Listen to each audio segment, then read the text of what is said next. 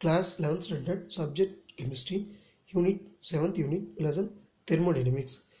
இந்த லெசன் நம்ம last class பார்த்து del U and del H measurement பார்த்தோம். இதுக்கு பயன்படுற அப்பாரட்டஸ் del Uக்கு பாம் கலோரிமீட்டர் அப்பாரட்டஸும் del Hக்கு காஃபி கலோரிமீட்டர் அப்பாரட்டஸும் பார்த்தோம்.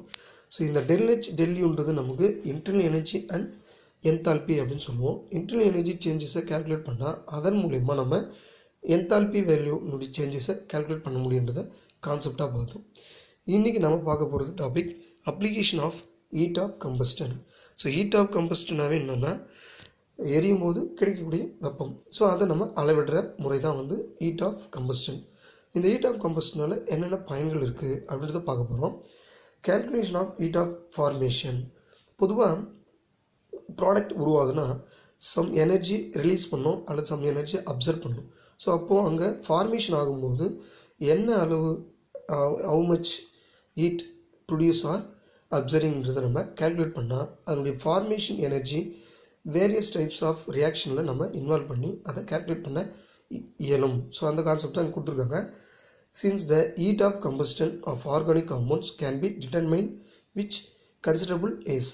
பொதுவாக ஒரு ஆர்கானிக் காம்பவுண்டை எரிக்கும்போது ஸோ கம்பஸ்டன் பண்ணும்போது பர்ன் பண்ணும்போது நமக்கு அதனுடைய வேல்யூ டிட்டர்மைன் பண்ண முடியும். ஸோ அந்த டிட்டர்மின் வேல்யூவை பயன்படுத்தி ஃபார்மேஷன் ஆகும்போது எவ்வளவு எனர்ஜி தேவைப்படுறத ஈஸியாக கேல்குலேட் பண்ண முடியும். They are employed to calculate the heat of formation of other compounds. So other compounds என்ன பண்ணலாம், இதிலிருந்து ஈஸியாக கேல்குலேட் பண்ண முடியும். ஸோ அதனுடைய எக்ஸாம்பிள் ஒன்று கொடுத்துருக்காங்க. For example let us calculate the standard enthalpy of formation del HF. பொதுவாக ஃபார்மேஷன்றது நம்ம எஃப்ன்ற சிம்பிளில் குறிக்கிறோம். ஸோ அது வந்து ஸ்டாண்டர்ட் வேல்யூ. ஒவ்வொரு பொருளும் உருவாகும் போது ஃபார்மேஷன் ஆகும்போது so standard value of del H value பெற்றிருக்கு. அந்த del H வேல்யூ ஒவ்வொன்றுத்துக்கும் அதனுடைய கெமிக்கலுடைய தன்மையை பொறுத்து அமைஞ்சிருக்கும். அதன்படி பார்த்தீங்கன்னா எக்ஸாம்பிளுக்கு மீத்தேன் கொடுத்துருக்காங்க. Methane from the values of enthalpy combustion for H2 carbon so and methane. So இப்போ என்ன சொல்கிறேன்னா என்தால்பி ஸ்டாண்டர்ட் CH4 தேவை. இதை நாம் அதனுடைய ஃபார்மேஷன் வேல்யூ வந்து என்ன பண்ணலாம் கண்டுபிடிக்கணும். ஸோ அதுக்குண்டான வேல்யூ என்னென்னா ஹைட்ரஜனுடைய கம்பஸ்டன் வேல்யூ கொடுத்துருக்காங்க. அதே போல் கார்பனுடைய கம்பஸ்டன் வேல்யூ, மீத்தனுடைய கம்பஸ்டன். ஸோ இப்போ ஒன்றா பார்ப்போம். ஹைட்ரஜனுக்கு உண்டானது -285.8, அதே போல் கார்பனுக்கு -393.5, மீத்தேனுக்கு -890.4 கிலோஜூல் மோல் இன்வெர்ஸ் ரெஸ்பெக்டிவ்லி. நல்லா புரிஞ்சுங்க, மீத்தேன் ஃபார்மேஷன் ஆகும்போது எவ்வளோ வெப்பம் இருக்குன்றத கேல்குலேட் பண்ண போகிறோம். அதுக்கு அவங்க கம்பஸ்டன், அதாவது ஹைட்ரஜன் எரியும் போது கொடுக்கக்கூடிய வெப்பம், கார்பன் எரியும் போது கொடுக்கக்கூடிய வெப்பம், அதே போல் மீத்தேன் எரியும் போது கொடுக்கக்கூடிய வெப்பம் இதை கொடுத்துருக்காங்க. பொதுவாக ஆக்சிஜனோடு சேர்த்து எந்த ஒரு பொருளை எரித்தாலும் வெப்பம் வெளிப்படும். ஸோ அந்த ஆக்சிஜனோடு தான் என்ன பண்ணுறோம், ஹைட்ரஜனை எரிக்கிறோம், கார்பனை எரிக்கிறோம், அதே போல் மீத்தேன் எரிக்கும். இந்த ஆக்சிஜனோட இந்த பொருள் எரிக்கும் போது வெளியிடக்கூடிய வெப்பம் கொடுத்துருக்காங்க. இந்த வெப்பத்தை பயன்படுத்தி ஸோ இந்த ஹீட்டை யூஸ் பண்ணி CH4 மீத்தேன் ஃபார்மேஷன் ஆனால் எவ்வளோ சேஞ்சஸ் என்தால்பி இருக்குன்றதை கேல்குலேட் பண்ண போகிறோம். ஸோ இதுதான் எங்கள் கான்செப்ட். ஸோ அதன்படி பார்க்குறோம். பாருங்கள், about enthalpy of formation by writing out the equation. First என்ன பண்ணுறோம், ஈக்குவேஷன் எழுதிக்கணும். ஏன்னா ஈக்குவேஷன் எழுதினா தான் எத்தனை மோல்ஸ் இன்வால்வ் ஆகுது இந்த ரியாக்ஷனில் நம்ம சொல்ல முடியும். அடுத்து it is important to note that the standard enthalpy of formation are few elemental gases and elemental is assumed to be 0 under standard condition. Thermochemical equation for the formation of methane from its constituent element. So பொதுவாக பார்த்தீங்கன்னா carbon hydrogen ரெண்டும் சேர்ந்து methane தருது. இதான் reaction. இந்த ரியாக்ஷனில் so standard value எடுத்துக்கிறோம். Standard வேல்யூனா இந்த del HF நாட். ஸோ எஃப்ன்றது ஃபார்மேஷன் குறிக்குது. எதனுடைய ஃபார்மேஷன், மீத்தேன். ஸோ எந்த ஒரு ஃபார்மேஷன் நான் இருந்தாலும் எஃப்ன்ற சிம்பிள் கொடுக்கலாம். மீத்தேன் இருக்கிறதுல மீத்தேன், மற்ற எந்த கெமிக்கல் உருவாகுதோ அதனுடைய கேல்குலேஷன் படி. ஆக நமக்கு del HF நாட்ன்றதுன்னா heat of formation enthalpy. So இதனுடைய சேஞ்சஸ் தான். தென் இப்போ என்ன பண்ண போகிறோம், கேல்குலேஷன் படி வரும். ஸோ எக்ஸ்ன்றது தெரியாது, கண்டுபிடிக்க போகிறோம். இதான் வந்து அந்த ஃபார்மேஷனுக்கு உண்டான heat value. thermochemical equation for the combustion of given substance. நாம் என்ன பண்ணிருக்காங்க கொடுத்துருக்காங்க ஹைட்ரஜன் கம்பஸ்டன்னா எவ்வளோ வெப்பநிலை தருது, அதே போல் கார்பன் எரிச்சா எவ்வளோ வெப்பநிலை தருது, கம்பஸ்டன்னா எவ்வளோ வெப்பநிலை தருது, மீத்தேன் பர்ன் பண்ணால் எவ்வளோ வெப்பநிலை ரிலீஸ் ஆகுது கொடுத்துருக்காங்க. அதனுடைய கான்செப்ட் தான் கொடுத்துருக்காங்க. ஃபர்ஸ்ட் ஒன் பாருங்கள், ஹைட்ரஜன் வித் ஆக்சிஜனோடு எரிக்கிறோம். ஸோ H2O சேர்ந்து H2O தருது. ஸோ ஒரு O இன்வால்வ் ஆகுதுன்னு இங்கே ஆஃப்ன்றதை போட்டிருக்கோம். ஆனால் நம்ம ஸ்டாய்ச்சியோமெட்ரிக் ஈக்குவேஷன் படி பேலன்ஸ் பண்ணோம்னா 2ஆல் மல்டிபிள் பண்ணுவோம். 2 இன்ட்டு, ஸோ இது 2ஆல் மல்டிபிள் பண்ணால் கேன்சல் ஆகிடும் 2. therefore 2H2 1O2 give 2H2O, 2 H2O வெளியாகும். இதை ஞாபகம் வச்சுங்க. ஆக கிடைக்கிற அந்த value minus 285.8 kilo joule mole inverse. அகர் 2 மோல்ஸ் இன்வால்வ் ஆனால் இதனுடைய வேல்யூ அப்படி என்ன பண்ணுவோம், 2ஆல் மல்டிபிள் பண்ணுவோம். நெக்ஸ்ட்டு கார்பன் பர்ன் பண்ணுறோம். அப்போ கிடைக்கும்போது கார்பன் டை ஆக்சைடு அதனுடைய energy value minus 393.5 kilo joule mole inverse. So இந்த வேல்யூ என்ன பண்ணுறோம், கார்பன் எரித்தலுக்கு உண்டானது, கார்பன் வந்து பர்ன் பண்ணுறதுக்கு உண்டானது. அடுத்து மீத்தேன் கம்பஸ்டன் பண்ணுறோம். ஸோ ஆக்சிஜனோட எரிக்கும்போது கிடைக்கிறது கார்பன் டை ஆக்சைடு வந்து H2O. So gives minus 890.4 kilo joule mole inverse. இப்போ நமக்கு என்ன வேல்யூ தேவைன்னா மீத்தேன் ஃபார்மேஷன் தான் தேவை. அப்போ மீத்தேன் ஃபார்மேஷன் இதனுடைய ஆப்போசிட் ரியாக்ஷனை நம்ம கன்சிடர் பண்ணலாம், வைஸ் வெர்சா. அப்போ ரிவர்சபிள் ரியாக்ஷன் நம்மலாம் இதை எழுதலாம். ஸோ அதுதான் இங்கே எழுதியிருக்காங்க பாருங்கள், கார்பன் டை ஆக்சைடும் H2O சேர்ந்து மீத்தேன் ப்ளஸ் ஆக்சிஜனை தருதா கன்சிடர் பண்ணலாம். ஸோ இந்த வேல்யூ மேலே இருக்கிற வேல்யூக்கு எதிர்மாறு. So vice versa opposite reaction. அதனால் இங்கே எக்ஸோதெர்மிக்காக இருந்துச்சுன்னா இங்கே எண்டோதெர்மிக். ஏன்னா நமக்கு மீத்தேன் தான் கேல்குலேட் பண்ணணும். அதன்படி பார்க்கும்போது ΔH not equal to plus 890.4 kilo joule mole inverse கிடைக்குது. இப்போ நமக்கு என்ன சொல்லியிருக்காங்கன்னா இந்த மாதிரி ஃபார்மேஷன் ஆகிற CH4 வேல்யூ தான் நம்ம கேல்குலேட் பண்ணணும் இல்லையா. ஸோ அந்த கேல்குலேட் பண்ணுறதுக்கு உண்டான ஃபார்முலா கீழே கொடுத்துருக்கோம் பாருங்கள்.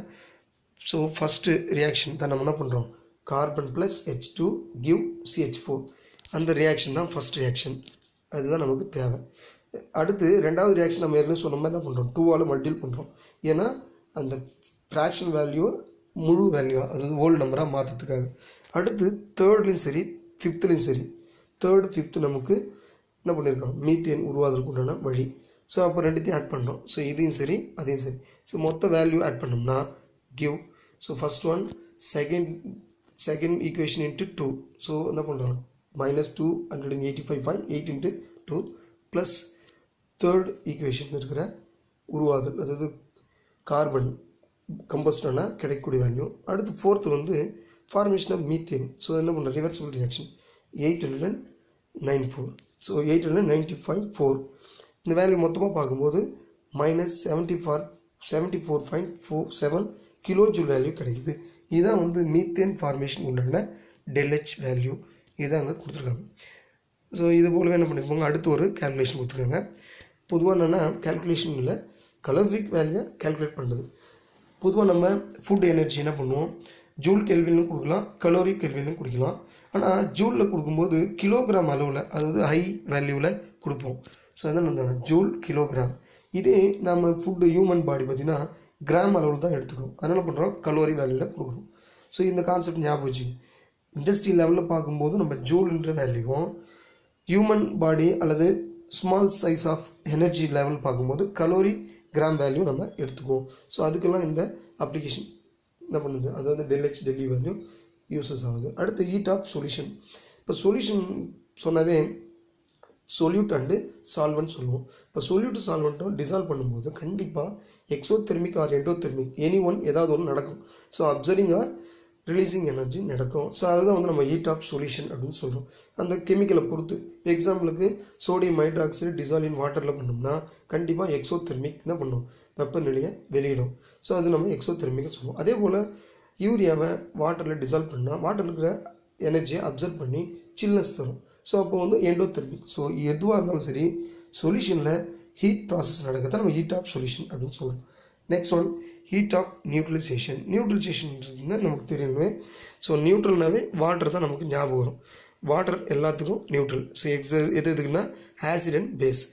ஆசிட் பேஸ் எதுவாக இருந்தாலும் நியூட்ரல் பண்ண இந்த வாட்டர் மொலிக்யூல் பயன்படுது. அப்போ ஆசிட் பேஸும் சேர்த்தோம்னா ஈக்குவல் வேல்யூம் ஆஃப் அல்லது equal strength of acid and base சேர்ந்து நமக்கு கம்பைன் ஆகி நமக்கு water molecule with salt produce ஆகுது. அந்த வாட்டர் மாலிகுல் ஃபார்மேஷன் ஆகுது தான் -57.32 கிலோ ஜூல். ஸோ அப்போ பொதுவாக அதனுடைய வேல்யூ கொடுத்துருக்காங்க. H ப்ளஸும் OH மைனஸும் சேர்ந்து நியூட்ரல் காம்பவுண்ட் லிக்யூடாக H2 தருது. ஸோ அதனுடைய changes of enthalpy value -57.32. So exothermic reaction ஆசிடும் பேஸும் எக்ஸோதெர்மிக் ரியாக்ஷன் இன்வால்வ் ஆகிட்டு தான் நமக்கு என்ன பண்ணுது நியூட்ரல் மாலிகுலான வாட்டர் மாலிகுல் தருது. அதனுடைய ஹீட் அது நான் சொல்லுவேன் neutral heat. So heat of neutralisation அப்படின்னு சொல்கிறோம். Next heat of neutralisation of a strong acid and strong bases is around the 57.32 kilojoule irrespective the nature of acid base used which evident from the below. So அதுதான் திரும்ப கொடுத்துருக்காங்க எக்ஸாம்பிளோட HCl with KOH hydrochloric acid and potassium hydroxide or nitric acid with potassium hydroxide, sulfuric acid with potassium hydroxide. So இந்த மாதிரி ஆசிடும் பேஸும் சேர்ந்து neutral ஆகுது. நியூட்ரலான அந்த heat of value changes -57.32. எந்த ஆசிடாக இருக்கட்டும் ஸ்ட்ராங் அண்டு ஸ்ட்ராங் பேஸ் ரெண்டுமே நியூட்ரல் ஆகும்போது இது ஸ்டாண்டர்டாக மாறாத ஒரு நியூட்ரலைசேஷன் வேல்யூ தருகிறது. The reason for explain the on the basis of Arrhenius theory. Arrhenius தியரின் கான்செப்ட் தான் இங்கே சொல்லியிருக்காங்க. ஸ்ட்ராங் ஆசிடும் ஸ்ட்ராங் பேஸும் நியூட்ரல் பண்ணும்போது neutral value heat of neutral value இதுதான் கொடுத்துருக்காங்க -57.32. ஸோ இந்த கான்செப்ட் ஞாபகம் வச்சுங்க. கண்டிப்பாக அர்னியஸ் தியரியை பேஸ் பண்ணி தான் ஆசிட் அண்ட் பேஸ் நியூட்ரல் ஆகி நமக்கு ஹீட் ஆஃப் நியூட்ரலைசேஷன் வேல்யூ தருது. அடுத்து molar heat of fusion. Molar heat of fusion ஃபியூஷன்னாவே தெரியும் liquid solid converted to liquid. ஒரு சாலிட் என்ன பண்ணுது லிக்யூடாக மாறும்போது ஏற்படக்கூடிய சேஞ்சஸ் ஆஃப் ஹீட். ஸோ இதுக்கு நம்ம என்ன பண்ணுறோம் எனர்ஜி கொடுக்குறோம். சாலிட் எக்ஸாம்பிளுக்கு ஐஸ் என்ன பண்ணுது அப்சர்விங் எனர்ஜி ஹீட்டை வந்து அப்சர்வ் பண்ணிவிட்டு லிக்விடாக மாறுது. ஸோ இங்கே இதனுடைய சேஞ்சஸ் எவ்வளோ கொடுத்துருக்காங்கன்னா +5.98 கிலோ ஜூல். ஸோ அப்போ கண்டிப்பாக இங்கே எண்டோதெர்மிக் ரியாக்ஷன் நடக்குது. Endothermic means absorbing energy. So அப்புறம் சாலிடாக இருக்கிற ஐஸாக இருக்கிறது லிக்விடாக மாறும்போது சம் எனர்ஜி தன்னுக்குள்ளே எடுத்துக்கும். ஸோ எக்ஸாம்பிளுக்கு இந்த 0 டிகிரி செல்சியஸ் ஆர் 273 கெல்வின் கொடுத்துருக்காங்க. அடுத்து molar heat of vaporization. Vaporization means so அதாவது வந்து ஆவியாகிறது. So vaporization the molar heat of vaporization is defined as the change enthalpy when 1 mole liquid is converted into vapor state at its boiling point. So gaseous form மாறுது. Liquid form converted to gaseous form. Gaseous form மாறதுக்கு எவ்வளோ energy தேவைப்படுது அதான் சொல்லியிருக்காங்க molar heat vaporisation. So அதே போல் solid எப்படி லிக்விடாக மாறதுக்கு மோலார் ஹீட் ஃபியூஷன் சொல்கிறோமோ அதே போல் வேப்பரா அல்லது கேசியஸ் மாற்றத்துக்கு மோலார் ஹீட் வேப்பரைசேஷன் சொல்கிறோம். For example heat of vaporization. So water மாலிகுலை கொடுத்துருக்காங்க.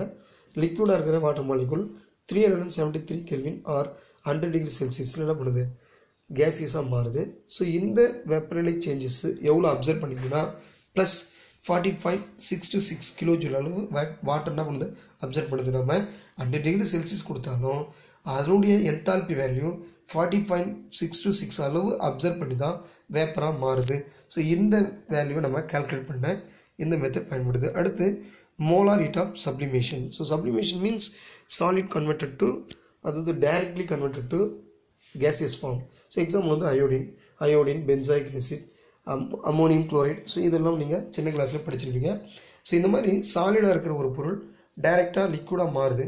அப்போ எந்த அளவுக்கு எனர்ஜி சேஞ்சஸ் உள்ளே இருக்குது அதனுடைய அதாவது வந்து சேஞ்சஸ் என்தால்பி இருக்குன்றதை நம்ம கொடுத்துருக்காங்க +62.42. அப்போது எண்டோதெர்மிக் ரியாக்ஷனில் இவ்வளோ எனர்ஜி அப்சர்வ் பண்ணி தான் என்ன பண்ணுது நமக்கு வேப்பராக மாறுது.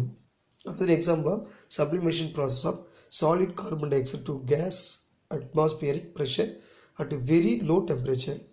ஸோ அதே மாதிரி என்ன சொல்கிறாங்கன்னா carbon dioxide solid carbon dioxide low டெம்பரேச்சரில் என்ன மாறுது கேசியஸ் ஃபார்மாக மாறிடுது. ஸோ சாலிடாக இருக்கிறது லிக்விடாக மாறாமல் டைரெக்டாக என்ன பண்ணுது கேசியஸ் ஃபார்மில் மாறுது. அதுதான் கொடுத்துருக்காங்க. அடுத்து heat of transition. So transition very important. Transition வந்து ஹேலோட்ரோப்பின்னு சொல்லுவோம்.